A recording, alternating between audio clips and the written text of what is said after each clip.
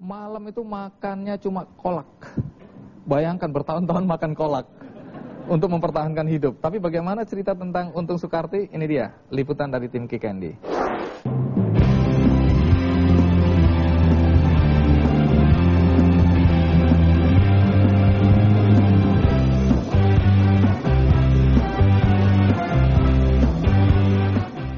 Perjalanan karir Untung Soekarti dimulai saat ia meninggalkan kampung halamannya di Lamongan pada tahun 1981 menuju Surabaya untuk melanjutkan pendidikan di sekolah menengah atas.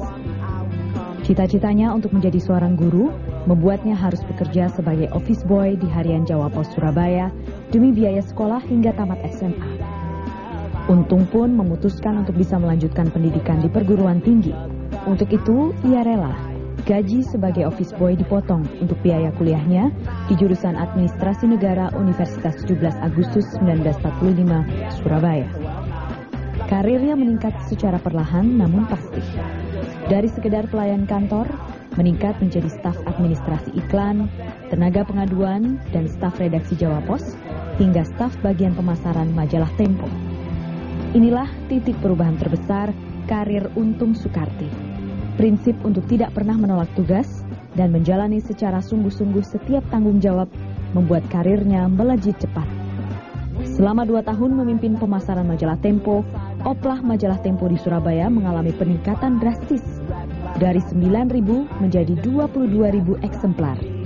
Prestasi ini membuat Untung ditugaskan owner Harian Jawa Pos Group, Dahlan Iskan, ke Pontianak untuk membenahi Harian Akcaya. Harian Akcaya inilah cikal bakal Harian Pontianak Pos yang mampu dibenahinya dengan gemilang hingga akhirnya ia menjadi direktur utamanya.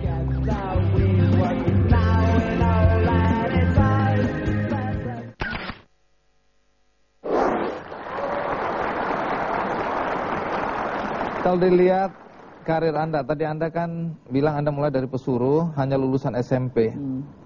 Tidak semua anak desa seperti Anda punya keinginan untuk maju. Apa yang ada dalam pikiran Anda ketika Anda dari kampung yang tidak jelas tadi ke Surabaya?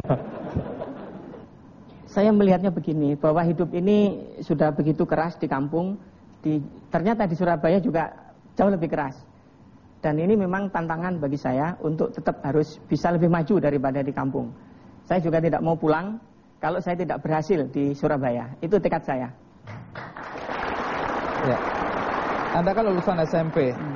Kalau dari cerita kan Anda langsung SMA, kemudian kuliah. Dari mana uang ini? Ya, saya selain jadi pesuruh, saya juga ngeloper koran.